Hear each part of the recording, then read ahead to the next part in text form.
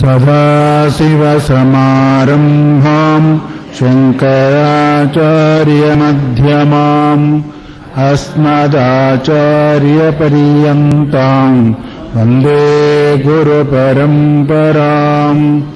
ॐ सहना भवतु सहनो भुनक्तु सह वीर्यं करवावहै तेजस्विनावधीतमस्तु मा विद्विषावहै। ॐ शान्ति शान्ति शान्तिः। हरिः ओम्। బ్రహ్మసూత్రాలు తత్తు సమన్వయాతు అనే 4వ సూత్రంలో నిన్నటి వరకు ధర్మానికి శేషశేషిత్వం ఒకవేళ ఉండొచ్చు గాని బ్రహ్మ మాత్రం శేషం కాదు, శేషి కాదు అని రకరకాలైన ఉపమానాలు చూపిస్తూ బ్రహ్మజ్ఞానికి శోకమోహాలు ఉండవు, ఎందుకంటే శరీరమే ఉండదు కాబట్టి. శరీరం ఉన్నంత వరకు ద్వైతం ఉంటుంది, శరీర భావన ఉన్నంత వరకు. ఆత్మభావన ఆత్మస్వరూపం ఎప్పుడైతే ఉంటుందో వాడికి శోకము లేదు, మోహము లేదు. ఏకత్వం అనపశ్యత అని రకరకాలైన శృతివాక్యాలను తీసుకొని నిశ్చయించారు.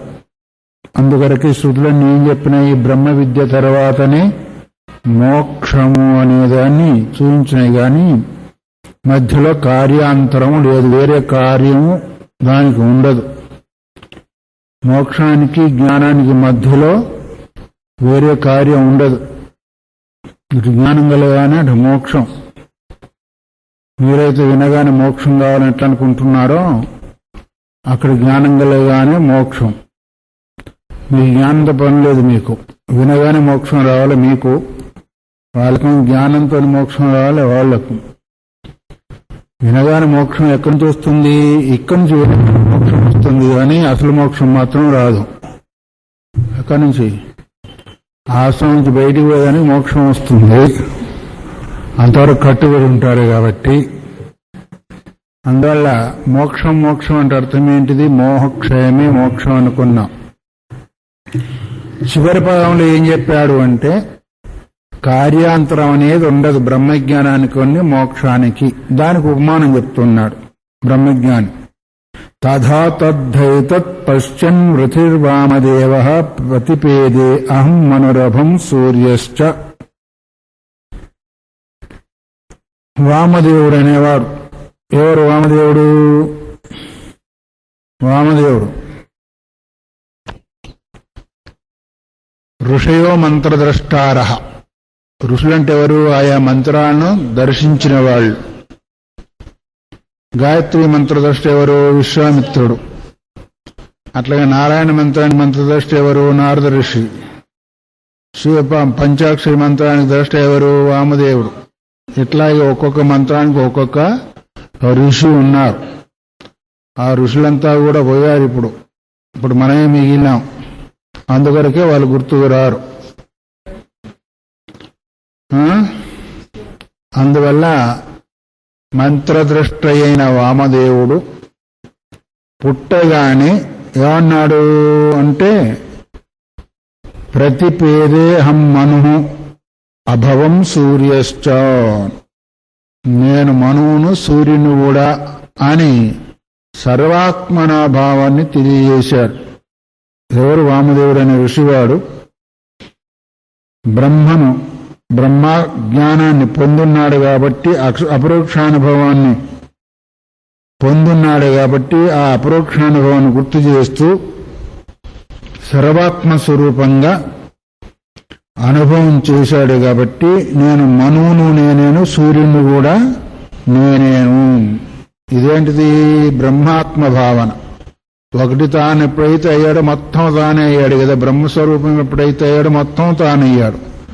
మను అంటే మనవంతరానికి వగైరా లేదు, మానవ లోకానికి ఆయన కారణం. మనోరపత్తిప్పుమాన్ మానవ. మానవులు అంటే అర్థమేమి? మను యొక్క సంతానం కాబట్టి మానవులం. మనం ఫలానా ఎల్లయ్య మల్లయ్య పుల్లయ్య సంతానం కాదు, మను యొక్క సంతానం కాబట్టి మానవులు అని అనిపించుకున్నారు. అట్లాగే సూర్యుడు కూడా నేనే, మనువు కూడా నేనే అంటే అంతా నేనే భావన. ఆయన పుట్టగానే ఆ మాట అన్నట్టుగా బృహదారణ్యకశృతి మనకు చెప్తూ ఉంది. ఇది బ్రహ్మదర్శన సర్వాత్మభావయోర్మధ్యే, బ్రహ్మదర్శనము సర్వాత్మ భావన మధ్యలో వేరే కార్యం ఇక్కడ మనకు కనిపించడం లేదు. ఎందుకంటే నిన్నటి వరకు కార్యాంతరం చూపిస్తూ వచ్చారు కదా. ఇక్కడ బ్రహ్మదర్శనములో సర్వాత్మ భావన మధ్యలో వేరే కార్యం లేదు. నేనే సర్వము అని బ్రహ్మాత్మ దర్శనం కదా. దానికి వేరే మధ్యలో ఏదైనా కార్యం చూపబడిందా? చూపబడలేదు. ఇంకో ఉపమానం చెప్తున్నాడంటే యథా తిష్టన్ గాయతీతి తిష్టతి గాయత్యోర్మధ్యే తత్కృతం కార్యాంతం నాస్తి ఇది గమ్యతే. నిలబడి పాడుతున్నాడు అని ఎవరన్నారు అనుకోండి. నిలబడడంలో పాడడంలో మధ్యలో ఏమైనా కార్యం వేరే ఉందా? ఏమైనా ఉందా? వెతుకొని చూద్దాం. నిలబడి పాడుతున్నాడు, లేదా కూర్చుండి పాడుతున్నాడు. కూర్చుండి పాడ మధ్యలో ఏమైనా కార్యాంతం ఉన్నట్టు మనకు ఎక్కడ కూడా నిలబడి పాడుతున్నప్పుడు కార్యాంతం వేరే మనకు కనిపించడం లేదు. నిలబడము పాడడం అయింది, కూర్చునడం పాడడం అయింది. ఈ మధ్యలో వేరే కార్యం మనకు కనిపించడము లేదు. ఇది గమ్యతే నాస్తి ఇది గమ్యతే. వేరే పని లేదు, వేరే కార్యం లేదని తెలియవస్తుంది.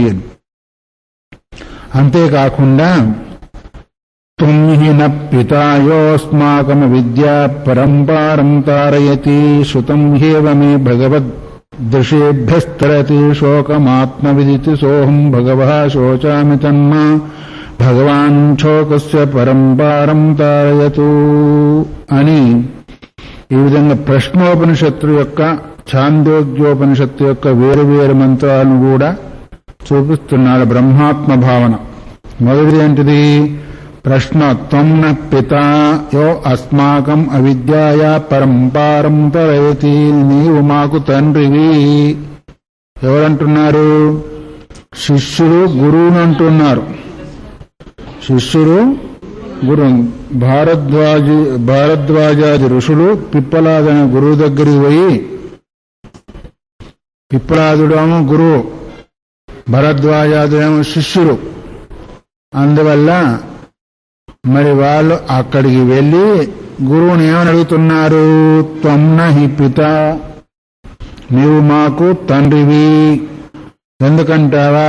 అస్మాకం అవిద్యాయా పరంపారం తారయతి. మమ్మల్ందరినీ కూడా అవిద్య నుంచి అవతలికి దాటిస్తున్నావు కాబట్టి అవిద్యా కార్యం నుంచి దాటించే వాళ్ళు ఏమని అంటారు? దాటించేవాణ్ణి నావికుడు అంటారు. దాటించేవాడిని ఏమంటారు? నావికుడు.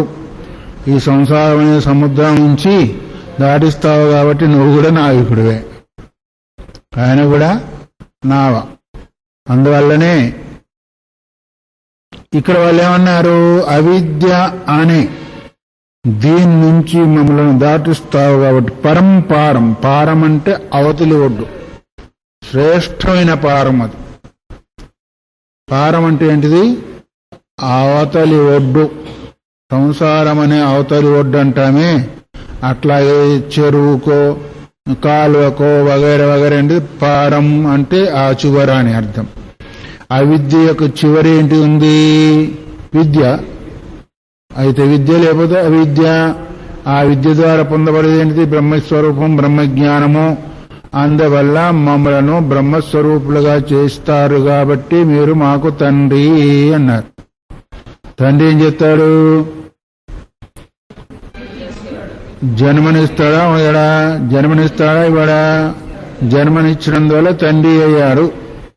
అట్లాగే ఇక్కడ కూడా తన యొక్క స్వరూపాన్ని మార్చి ఆత్మస్వరూపాన్నిగా చేస్తాడు కాబట్టి తండ్రి అనిపించుకుంటాడు. అందుకని పరం అంటే దానికంటే శ్రేష్టమైన పారం ఇంకొకటి లేదు. పరం అంటే ఏంటిది? శ్రేష్టమైన ఒకటి. పారం అంటే ఒడ్డు. అంటే దానికంటే శ్రేష్టమైన చివరి భాగము లేదా ఒడ్డు ఇంకొకటి లేదు.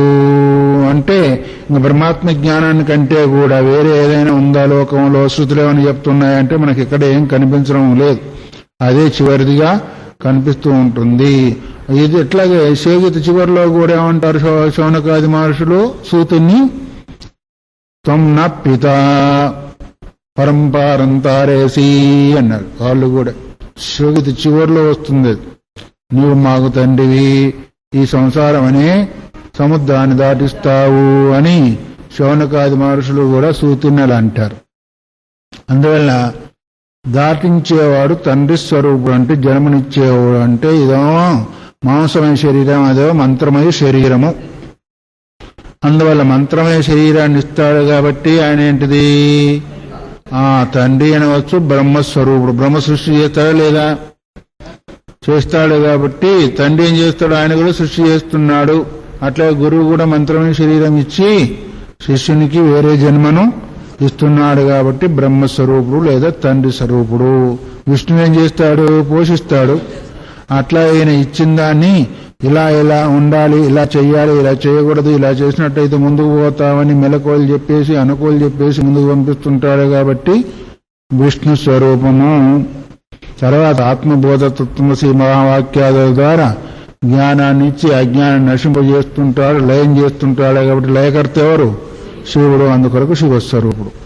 ఈ మూడింటికి భిన్నమైంది. ఈ మూడు కూడా దేని ద్వారానైతే ఉనికి కలిగి ఉన్నాయో అదేంటిది? పరబ్రహ్మ స్వరూపం. సాక్షాత్ పరబ్రహ్మ అన్నారు. గురు బ్రహ్మ, గురు విష్ణు, గురుదేవో మహేశ్వర, గురు సాక్షాత్ అన్నారు. కాబట్టి మొట్టమొదటిది ఏంటిది? తండ్రి స్వరూపము అన్నారు. మొదటి జన్మ కావాలి కదా. జన్మ ఏంటిది? ఆధ్యాత్మిక సంబంధమైన సంస్కారంతో కూడుకున్న శరీరాన్ని ఇవ్వడమే జన్మ. కాబట్టి నీవు మాకు తండ్రి అని భరద్వాజ ఋషులు పిప్పరాది గురువు దగ్గరికి వెళ్లి ఈ విధంగా అడుగుతారు. పరంపరం వెళ్ళేదానికి కారణం ఏంటిది అంటే జ్ఞానం, ఆత్మజ్ఞానం. ఇది ప్రశ్నోపనిషత్తులో. ఇంకా మన ఛాందోగ్య శృతి కూడా ఏం చెప్తుంది అంటే శృతం హేవ మే భగవద్దృశేభ్యస్తరతి శోకమాత్మవిదితి సోహం భగవ శోచామి తన్నా భగవాన్ శోకస్య పరంపారం ధారయతు. ప్రశ్నోపనిషత్తు మంత్రంలో ఏనామో అవిద్యాయ పరంపారం తారయతి. ఈ ఛాందోగ్యోపనిషత్తు మంత్రంలో ఏనామో శోకస్య పరంపారం తారయతు. చివరిలో చూడండి, శోకస్య పరంపారయతు. శోకము యొక్క పరం అంటే శ్రేష్టమైన పారాన్ని. శోకం అంటే ఏంటిది? దుఃఖము. దుఃఖము ఎలా కలిగింది? శరీరం ఉన్నందువల్ల. శరీరం ఉంటే దుఃఖమా, శరీరం లేకుంటే దుఃఖమా? అందుకని శరీరం ఉంది కాబట్టి దుఃఖం వచ్చింది. దుఃఖం పోవాలంటే దాని యొక్క చివరి భాగాన్ని నువ్వు పంపిస్తావు. అందుకొరకు ఏమంటున్నారు? శృతం హేవ మే భగవద్ దృశేభ్య. ఇక్కడ నారదుడు సనత్ కుమారుని దగ్గరికి వెళ్ళి నాకు అన్ని విద్యలు తెలుసు, 64 విద్యలు, కానీ బ్రహ్మ విద్య మాత్రం తెలియదు. భూత విద్య, సర్ప విద్య, ఆ విద్య, ఈ విద్య, రకరకాల విద్య అన్నీ తెలుసు కానీ బ్రహ్మ విద్య తెలియదు. అందువల్ల శృతం ఏమమే భగవద్దృశేభ్య, నీలాంటి వాళ్ళ ద్వారా నేను విన్నాను. ఎవరంటున్నారు? నారదుడు అంటున్నారు. ఎవరితో అంటున్నారు? సనత్ కుమార్తో. నేను మీలాంటి వాళ్ళ ద్వారా విన్నాను. ఏమని విన్నాను తెలుసా? శోకం ఆత్మవిదితి తరతీతి. శోకాన్ని ఆత్మవిదైన వాడు శోకాన్ని దాటుతాడని మీలాంటి వాళ్ళ ద్వారా విన్నాను. సనత్ కుమారుని దగ్గరికి వెళ్ళి, సనత్ కుమారు గురువు, నారదుడేమో శిష్యుడు. అలాంటి వాడు గురువు దగ్గర పోయాడంటే మన గురువు లేకపోతే పర్వాలేదు కదా. వాళ్ళకంటే అజ్ఞానం ఉంది కాబట్టి గురువుల దగ్గర పోయారు. మనంత జ్ఞానం కాబట్టి గురువుతో పనే లేదు. మరి పెద్ద పెద్ద ఋషులు మహర్షులు అంత గురువులు అంటే మా గురువు లేదు, మేము స్వయం గురువులని సభలలో చెప్పుకుంటా ఉంటారు కొంతమంది. వాళ్ళ పని ఏంటి? అందుకొరకే అజ్ఞాన లక్షణం అన్నారు. నాకు అన్ని విద్యలు తెలుసు కానీ బ్రహ్మ విద్య తెలియదు, ఆత్మ విద్య తెలియదు. మీలాంటి వాళ్ళ దీన విన్నాను. బ్రహ్మ విద్య చేత శోకం ఆత్మవిదితి.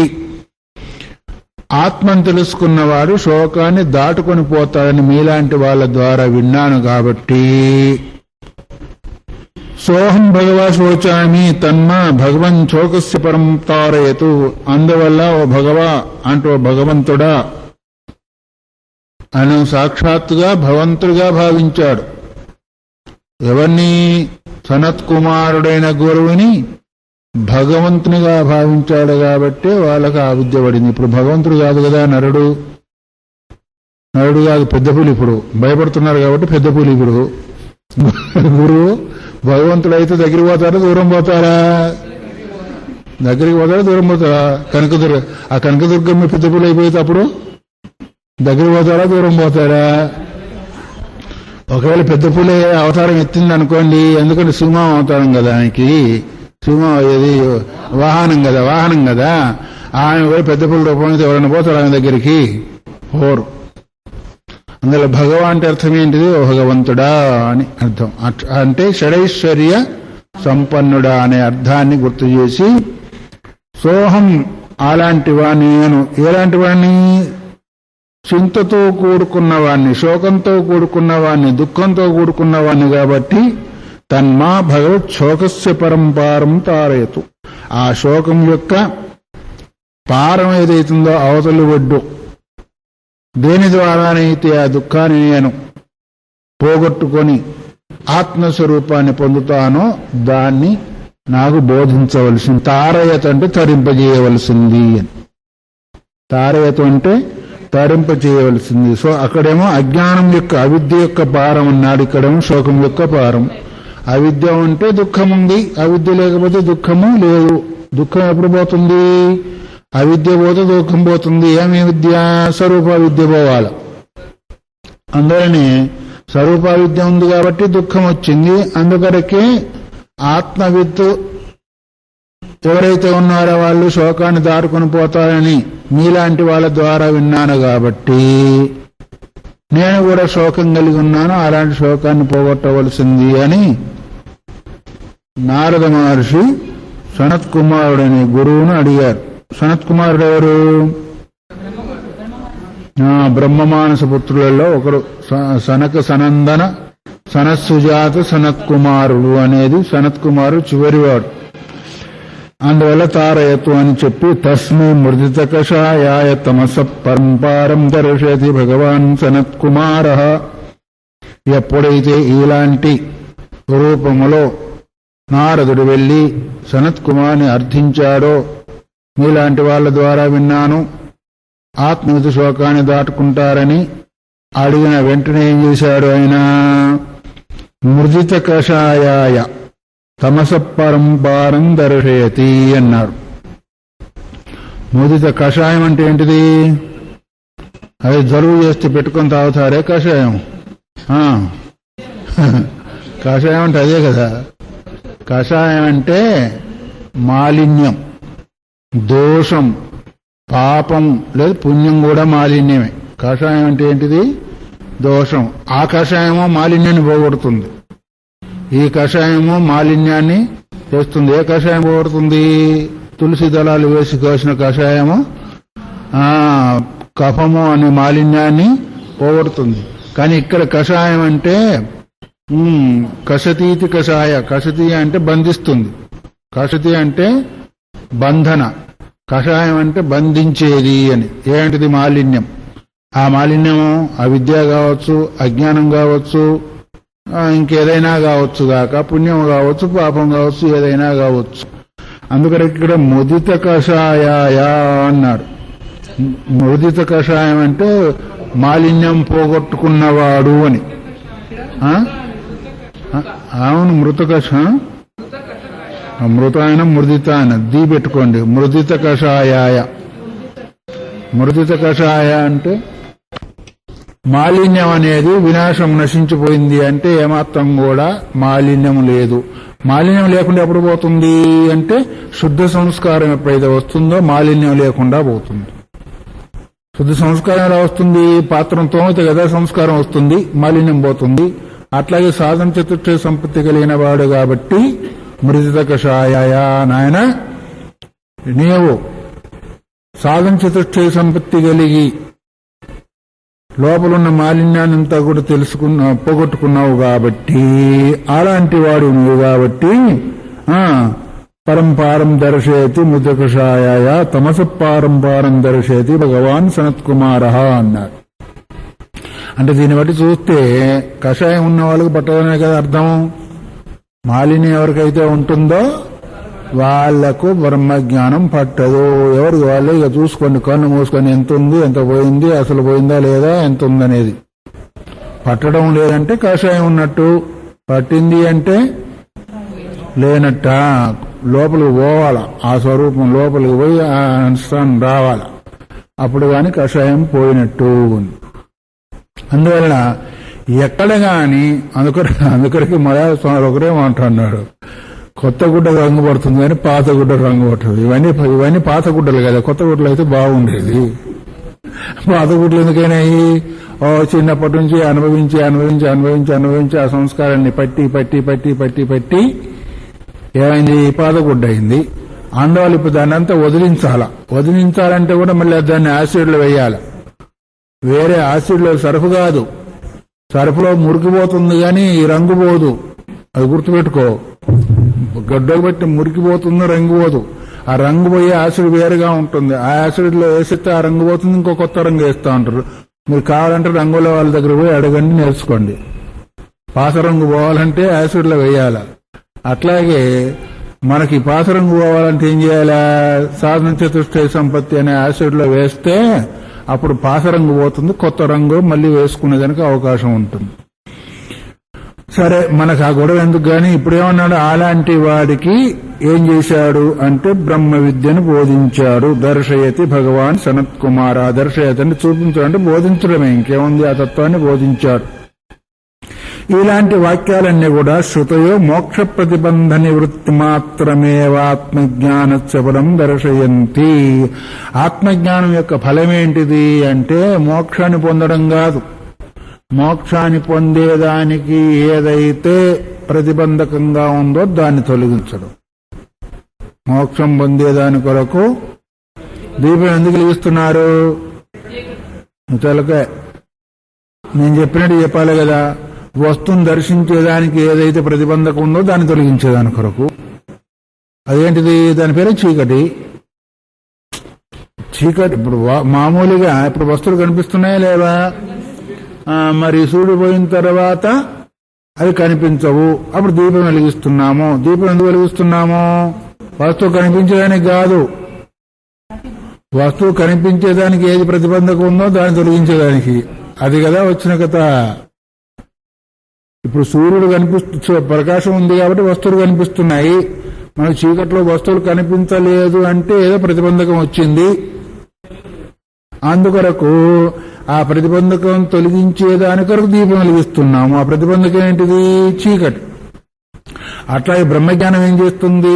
నీ మోక్షం కలిగేదానికి ఏదైతే ప్రతిబంధకం ఉందో దాన్ని తొలగిస్తుంది. ఏంటి దాని పేరు?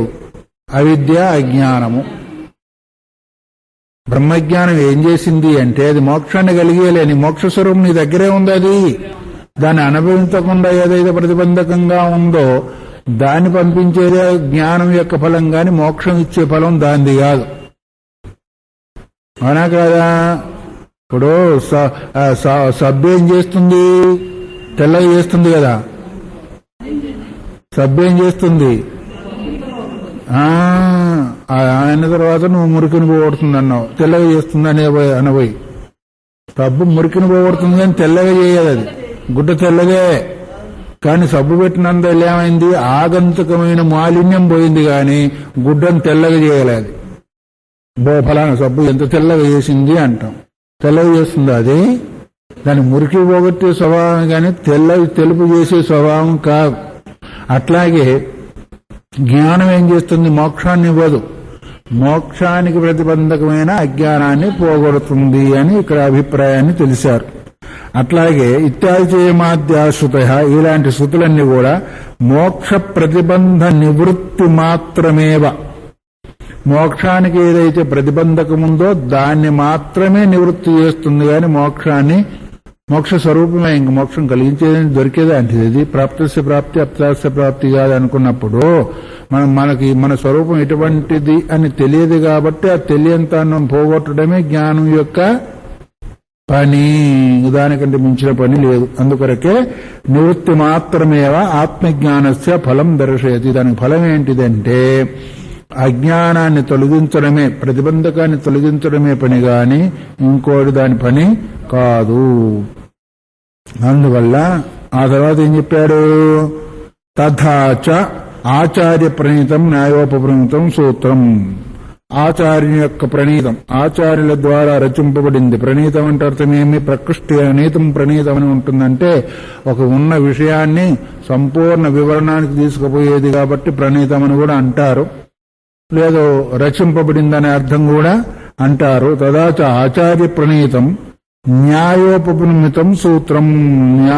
న్యాయ ఉపనిమితం అంటే న్యాయంతో కూడుకుని, తర్కంతో కూడుకున్న సూత్రం అంటే న్యాయ సూత్రం అని అర్థం. న్యాయసూత్రాలు రాసింది ఎవరు? గౌతముడు. గౌతముడు న్యాయసూత్రాలు రాశాడు. ఒక్కొక్క మహానుభావుడు ఒక్కొక్క సూత్రం రాశాడు. పాణిని మహర్షేమో వ్యాకరణ సూత్రాలు రాశాడు. వ్యాస మహర్షేమో బ్రహ్మసూత్రాలు రాశాడు. జైమిని మహర్షేమో మీమాంసా సూత్రాన్ని రాశారు. కపిల మహర్షేమో సాంఖ్య సూత్రాన్ని రాశారు. మరి గౌతముడేమో న్యాయ సూత్రాలు రాశాడు. కనాదుడేమో వైశేషిక సూత్రాలు రాశారు. అన్ని సూత్రాల వాళ్ళే వీళ్ళంతా కూడా మొత్తం. ఇప్పుడు చెప్పేది ఏంటిది? న్యాయ సూత్రం ఆయన ప్రణీత ఎవరు అంటే గౌతముడు అని. ఈ 6 ఆస్తిక శాస్త్రాలు కదా, ఆస్తిక శాస్త్రాలు, ఆస్తిక దర్శనాలు 6 కూడా సూత్రాలు ఉన్నాయి. ఆ తర్వాత భక్తి సూత్రాలు రాసింది ఎవరు? నారదుడు. ఆయనకు భక్తి తెలుసు కానీ జ్ఞానం తెలియదు. అందుకని సనత్ కుమారుని దగ్గరికి వెళ్ళాడు. భక్తి తెలుసు గాని జ్ఞానం తెలియదు, అందుకని సనత్ కుమారుని దగ్గరికి వెళ్ళాడు. సరే, అది అయిపోయిందిలే. ఇప్పుడు న్యాయ సూత్రం ఏంటిది? దుఃఖ జన్మ ప్రవృత్తి దోష మిథ్యాజ్ఞాన నాం ఉత్తరోత్తరాపాయే తదనంతరాపాయాత్ అపవర్గ అన్నారు. అపవర్గం అంటే మోక్షం. న్యాయసూత్రంలో ఇదొక సూత్రం. 1వ అధ్యాయము 1వ పాదంలో 2వ సూత్రం అంటే మొదటి సూత్రం తర్వాత ఇది 2వ సూత్రం అని. న్యాయసూత్ర ప్రారంభంలోనే 2వ సూత్రం ఏం చెప్తుంది? మోక్షం ఎట్లా వస్తుంది అంటే ఏమన్నారు అంటే ఉత్తరోత్తరాపాయే తదనంతరాపాయ అన్నారు. దీన్ని ఏం చెప్పబడి? ఒకటి దుఃఖము, జన్మము, ప్రవృత్తి, దోషము, మిథ్యాజ్ఞానం. ఒకటి తర్వాత ఒకటి నశించిపోతే చివరికి మిగిలేది అపవర్గ అంటే మోక్షము అన్నారు. మొట్టమొదటి ఏంటిది? ఇటు నుంచి అటుపోవాలి మనం పోయేప్పుడు. చదువుకుంటా మిథ్యాజ్ఞానం పోతే, మిథ్యాజ్ఞానం దేని వల్ల పోతుంది? వస్తు స్వరూప జ్ఞానం. మిథ్యాజ్ఞానం అంటే ఏంటిది? అంటే ఉన్నది ఒకటైతే ఇంకోటిగా కనిపించేది మిథ్యాజ్ఞానం. అది మొదలు పోవాలి. మిథ్యాజ్ఞానం దేని చేత పోతుంది? స్వరూప జ్ఞానం చేత పోతుంది, లేదా మంచి సజ్ఞానం చేత పోతుంది. మిథ్యాజ్ఞానం పోతే ఏం పోతుంది అంటే దోషం పోతుంది. ఏం దోషం అది? అవిద్య అజ్ఞానం అనే దోషము పోతుంది. అవిద్య అనే దోషం పోతే ప్రవృత్తి పోతుంది. ప్రవృత్తి ఏం ప్రవృత్తి అంటే కార్యంలో ప్రవేశించడం ప్రవృత్తి, నివృత్తి అంటాం కదా. ప్రవేశించడం ప్రవృత్తి, దాని నుంచి విముఖంగా అవడము నివృత్తి. ఆ ప్రవృత్తి పోతే జన్మ కూడా పోతుంది. ప్రవృత్తి అంటేనే కార్యం చేస్తాడు కదా. కార్యం చేతి అపూర్వం ప్రారంభం అవుతుంది. ఆ అపూర్వం చేతి ఏమవుతుంది అంటే జన్మ వస్తుంది. జన్మ ఎప్పుడైతే వస్తుందో దుఃఖం వస్తుంది. కాబట్టి ప్రవృత్తి పోతేనేమో జన్మ పోయింది, జన్మ పోతే దుఃఖం పోయింది. ఎవరు జన్మ ఉంటుందో వాడికి దుఃఖమా, జన్మ లేని వాడికి దుఃఖమా?